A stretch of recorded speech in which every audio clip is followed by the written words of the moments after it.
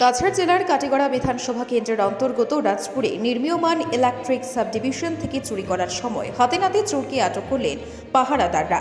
বুধবার 7 সকালে রাজপুর ফুটবল ময়দান সংলগ্ন নির্মীয়মান একটি 33 কেবি বৈদ্যুতিক সাবস্টেশন থেকে মূল্যবান সামগ্রী চুরি করা অবস্থায় কর্তব্যরত পাহারাদারের হাতে ধরা পড়ল এক চোর।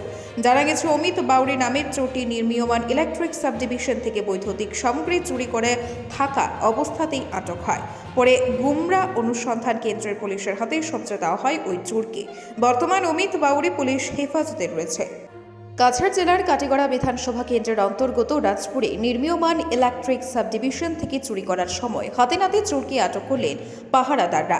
বুধবার 7 সকালে রাজপুর ফুটবল ময়দান সংলগ্ন নির্মীয়মান একটি 33 কেবি বৈদ্যুতিক সাবস্টেশন থেকে মূল্যবান সামগ্রী চুরি করা অবস্থায় কর্তব্যরত পাহারাদারের হাতে ধরা পড়ল এক চোর।